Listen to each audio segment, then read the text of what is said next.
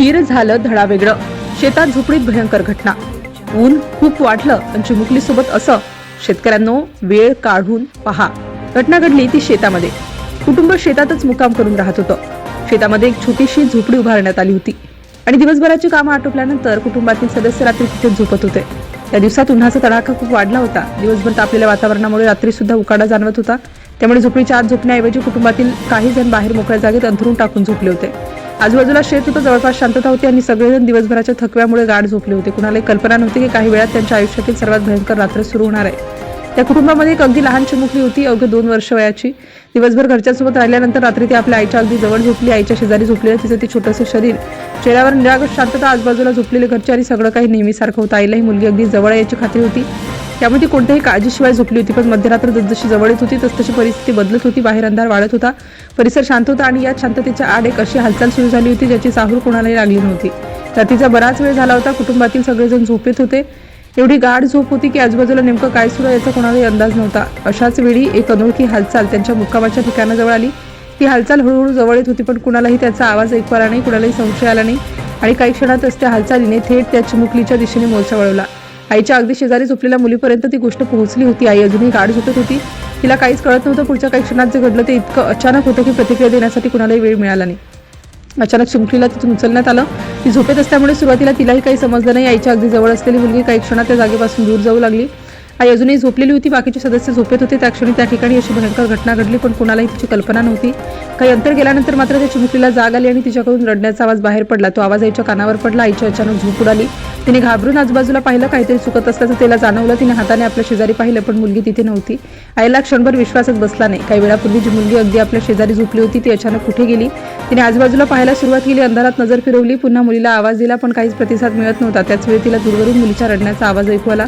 आईने घाबरून त्या दिशेने पाहिलं. आता तिच्या लक्षात आलं की मुलगी स्वतःहून कुठेही गेलेली नाही. कुणीही तिला घेऊन गेलं होतं.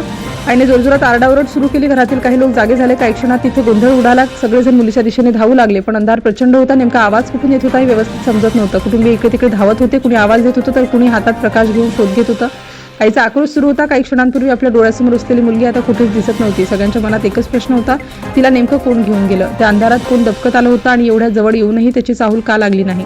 शोध सुरू असतानाच परिस्थिती अधिक गंभीर होत चालली होती. कारण आता फक्त मुलगी गायब झाली होती असं नव्हतं, तर तिच्या जीवाला मोठा धोका निर्माण झाला होता. रात्र पुढे सरकत होती. कुटुंबियांचा शोध सुरूच होता. मात्र त्या काळोखात प्रत्येक पाऊल धोकादायक ठरत होतं. काही अंतरावर शोध घेतला जात होता. आसपासचा परिसर तपासला जात होता, पण चिमुकलीचा काहीही ठावठिकाणा लागत नव्हता. आईची अवस्था पाहावत नव्हती. काही वेळापूर्वी ज्या मुलीला तिने आपल्या जवळ झोपवलं होतं ती कुठे आहे याची तिला कल्पना नव्हती. घरच्यांकडून शक्य तितक्या लवकर शोध घेतला गेला, मात्र रात्र असल्यामुळे शोध मोहीम मर्यादित होती. शेवटी उजाडण्याची वाट पाहण्याशिवाय पर्याय उरला नाही. मात्र सकाळ होतात जे सत्य समोर येणार होतं त्याची कल्पना तिथे उपस्थित असलेल्या कुणालाही नव्हती. सकाळ झाली आणि प्रकाश पडू लागला. रात्रीच्या दिशेने मुलीचा आवाज ऐकू येऊ लागला होता. त्या परिसरात पुन्हा एकदा शोध सुरू करण्यात आला. आता अंधार होता, त्यामुळे परिसर नीट पाहता येत नव्हता. कुटुंबीय आणि इतर लोक चिमुकलीचा शोध घेत होते. प्रत्येक क्षण आशेचा आणि भीतीचा होता. कदाचित ती कुठेतरी जिवंत सापडेल अशी आशा होती, पण शोध घेताना अचानक काहीतरी दिसलं आणि ते पाहताच सगळ्यांच्या पायाखालची जमीन सरकली.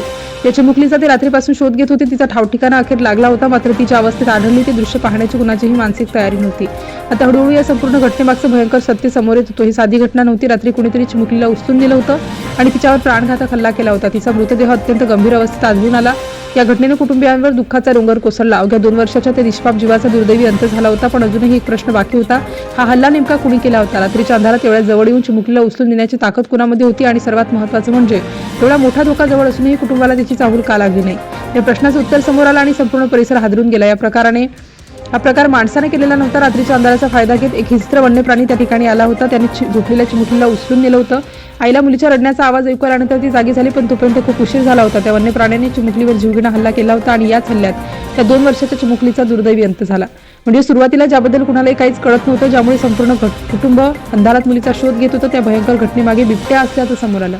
घटना समोर आल्यानंतर संबंधित यंत्रणेला माहिती देण्यात आली. वन विभागाचे कर्मचारी घटनास्थळी पोहोचले. परिसराची पाहणी करण्यात आली. पंचनामा करण्यात आला आणि हल्ला करणाऱ्या बिबट्याचा शोध घेण्यासाठी मोहीम सुरू करण्यात आली. कारण हा बिबट्या पुन्हा याच परिसरात येण्याची शक्यता नाकारता येत नव्हती.